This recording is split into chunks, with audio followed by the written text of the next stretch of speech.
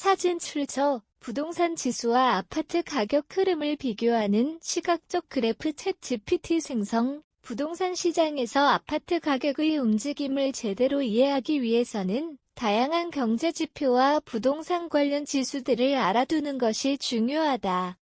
단순히 주택 매매 가격 지수나 전세 가격 지수만으로는 부동산 시장의 흐름을 정확하게 파악하기 어렵다.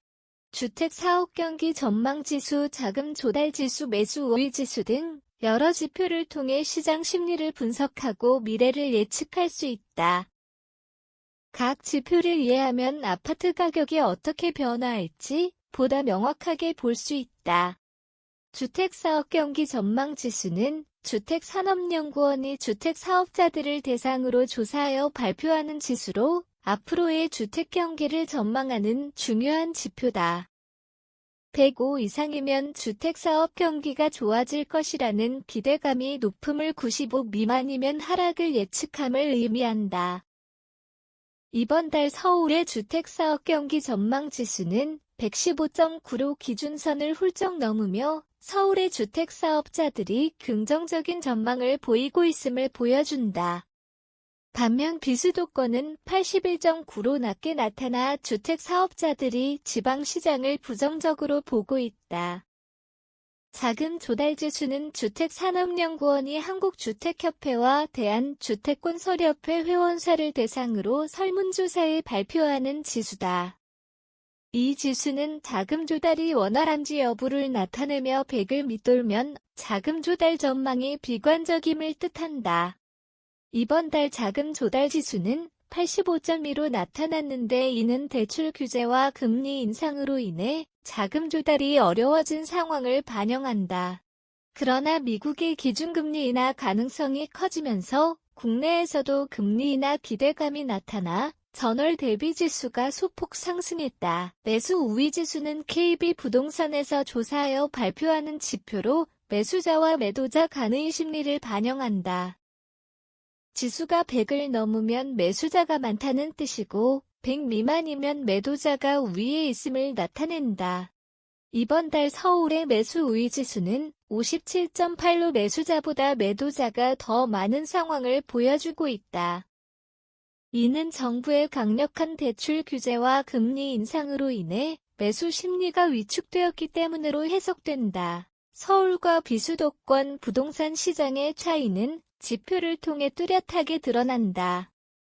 서울은 주택사업 경기 전망지수와 자금 조달 지수에서 100을 넘기며 긍정적인 전망을 유지하고 있는 반면 비수도권 지역은 부정적인 지표가 주를 이룬다. 비수도권은 미분양 물량이 많고 아파트 가격 하락세가 지속되며 주택 사업자들이 경기 전망을 부정적으로 바라보고 있다. 이는 비수도권의 주택시장의 회복 속도가 더디다는 것을 보여준다. 특히 주택산업연구원에 따르면 7월 말 기준 전국 미분양 물량의 80%가 비수도권에 집중되어 있으며 이로 인해 지방주택시장은 수급 불균형을 겪고 있다. 이런 상황은 서울과 지방의 부동산 시장 양극화를 더욱 심화시키고 있다. 서울은 여전히 가격 상승 기대감이 존재하고 있지만 지방은 수요 감소와 미분양 증가로 인해 부정적인 분위기가 지속되고 있는 것이다. 정부의 대출 규제와 금리 인상은 부동산 시장에 큰 영향을 미치고 있다. 대출 규제가 강화되면서 자금 조달이 어려워져 매수자가 감소하는 반면 매도자가 더 많아지는 현상이 나타나고 있다. 매수 우위 지수가 100 이하로 떨어진 것에서 알 수 있듯이 시장의 매도자가 더 많아지는 상황이 지속되고 있다. 대출 한도 축소, 주택담보대출 규제 등 정부 정책이 시장의 부담을 가중시키면서 매수 심리가 위축된 것이다.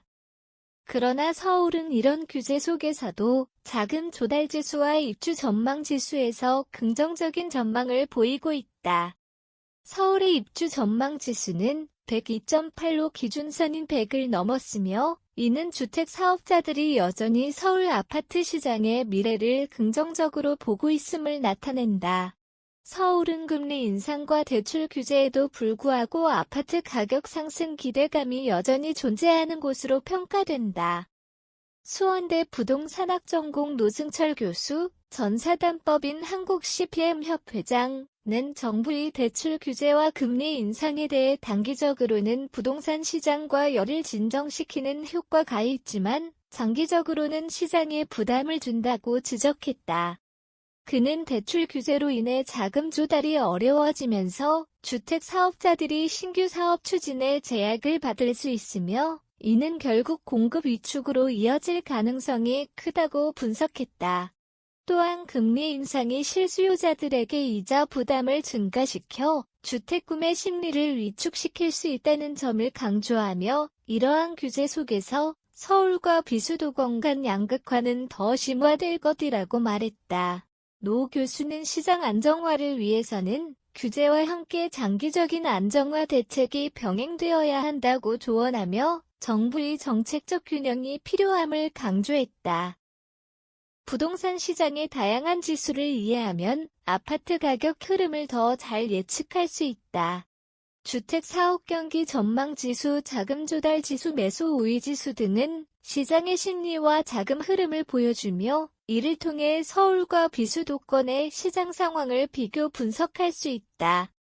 특히 대출 규제와 금리 인상 같은 정부 정책이 시장에 어떤 영향을 미치고 있는지를 이해하면 향후 시장의 방향성을 파악하는 데 도움이 된다. 결국 부동산 시장에서 중요한 것은 다양한 지표를 종합적으로 분석해 시장 흐름을 예측하는 것이며 정부의 규제와 정책 변화가 미치는 영향을 꾸준히 주시하는 것이 필요하다.